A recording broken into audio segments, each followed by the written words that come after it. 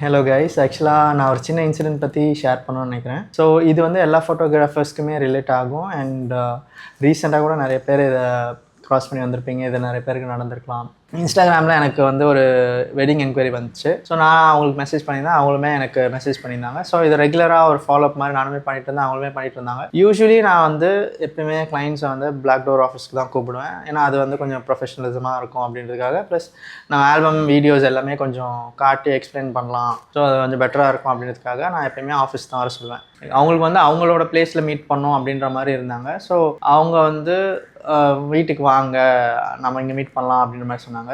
எனக்கு வந்து அது சுத்தமாகவே செட் ஆகாது. நான் வந்து மோஸ்ட்லி அதை அவாய்ட் பண்ணுவேன். அதனால தான் ஆஃபீஸ் வர சொல்லுவேன். ஓகே, ஒரு 1 மந்த்தாக ஆகிடுச்சு, இதுக்கு மேலே வந்து ரொம்ப டிலே ஆக்க வேணாம்னு சொல்லிட்டு நான் வந்து டிசைட் பண்ணேன். ஓகே, வேறு வழி இல்லாமல் வந்து அவங்க பிளேஸ்க்கு போகலாம், அவங்க வீட்டுக்கு போகலாம் அப்படின்னு டிசைட் பண்ணேன். ஸோ நான் வந்து அவங்க வீட்டுக்கும் போனேன், ஆல்பம் எடுத்துகிட்டு போனேன். கீழே பார்க்கிங் ஏரியா இருந்துச்சு. அவங்க வந்து வீட்டுக்கு கூட இன்வைட் பண்ணல, பார்க்கிங் ஏரியாலே வந்து நீங்கள் இங்கேயே காமிங்க அப்படின்ற மாதிரி சொன்னாங்க. ஆல்பமை சொல்லிட்டு இருக்கும்போது அவர் என்ன சொன்னாருன்னா, நான் ஒரு 30 to 40 people கிட்ட ஃபோட்டோகிராஃபர்ஸ் மீட் பண்ணேன் ப்ரோ, நான் வந்து இங்கே வர வச்சேன் அப்படின்னாரு.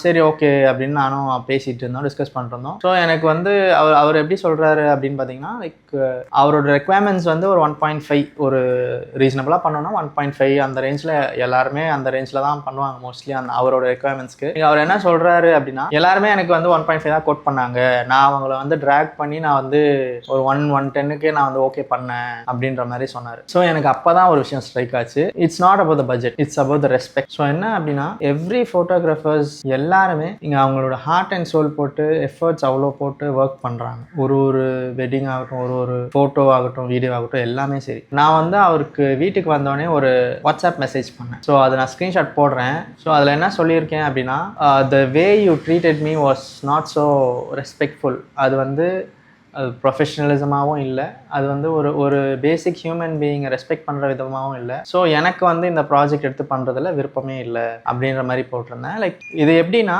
ஒரு கிளைண்ட் எப்படி ஒரு ஃபோட்டோகிராஃபரை சூஸ் பண்ணுறாங்களோ அதே மாதிரி ஒரு ஃபோட்டோகிராஃபரும் அவங்க கிளைண்ட்டை சூஸ் பண்ணலாம். அந்த இடத்துல உங்களுக்கு ரெஸ்பெக்ட் இல்லைன்னா we can walk away. So that's how my day went, and just a small reminder for all of us: value your time, value your work. Don't let anyone to make you feel small for doing what you love. நான்லாம் இப்படி video போடுறவனே கிடையாது, என்னையே இவ்வளோ பேசி video போட வச்சிட்டாங்க.